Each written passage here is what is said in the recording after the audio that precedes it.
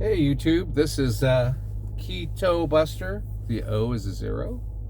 And this is Jake Carl talking to you. And was watching a video of a YouTuber from the Philippines. It's one of my hobbies, is checking out Filipino YouTubers. Some that are half Filipino, some are people from America going over there. Even people, couples from the UK going to the Philippines. And she was talking about, her name was Ashlili. She's one of the Galsenfeld sisters, Ashley and Elodia. I got actually started watching both of them. I didn't realize what was going on back in the day when I was big into watching cosplay. And I know this isn't directly connected to the keto lifestyle, but it will connect, you'll see. Bear with me.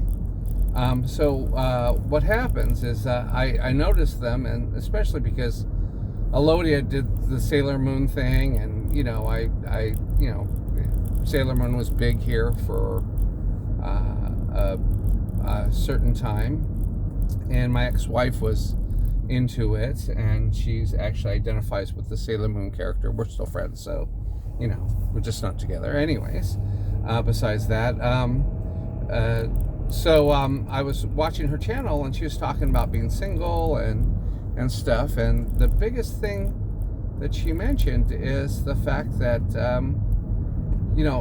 sometimes it's not what you have in common, because then you'd be dating yourself, but the different things that you might not have in common, as long as you gave each other the freedom and the trust to be with each other. And I think that's huge.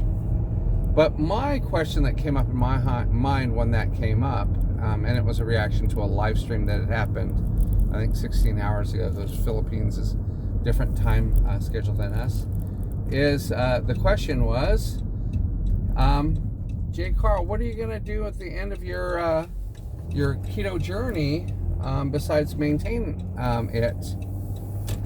Do you, when you start introducing yourself to new people, is the only thing that you're going to have to talk about is keto? And I hope not. I hope that I have a diverse enough background, and I'm a creative enough and interactive talker that when I start talking to these people, that they'll see the me that was always inside. Now, that being said, what does a once fat guy say to a potential date or relationship? How much do you give them at the beginning, and when do you disclose it? Or do you just let them discover you through your channel, which they might have met you through that too? Or let your friends divulge that information about past conversations? Do you let your family just blurt out the silly things that you did, which happens anyways when you get in a relationship? Now, the reason why I bring this up isn't because I'm trying to think that far ahead, because I have to think of baby steps so I can accomplish my keto goals. But one of the things that I need to handle, besides buying clothes, is relationships. Because one of the reasons why I'm doing this, besides health, is to make sure that when I date, that I appeal enough to people that they're not disgruntled by first looking at me.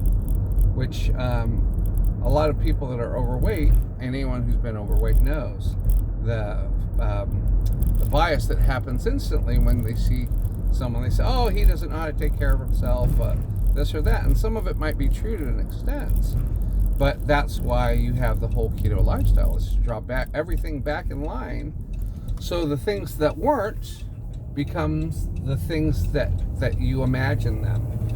The you inside comes out, and hopefully that'll be the thing that you've always had. And some people said the problem with, and I don't know who said this, so I might be misquoting, the problem with having everything is the fact that you don't realize what you have when you don't. And seeing that there's an old martial arts adage that says that you would do different things or do things differently if you knew the outcome. So you practice everything so you've experienced enough that you're not surprised and lose. I think it was said much more succinctly than that. But I'm trying to game a situation, and it'd be interesting to get knowledge from you out there on what you think. Also, the connection with Ashlili Gossenfeld, is the fact that she mentioned that she's into martial arts. I've been in martial arts since I've been young. But she mentioned that she's on a ketogenic journey also. And she already looks fantastic. She's one of those girls that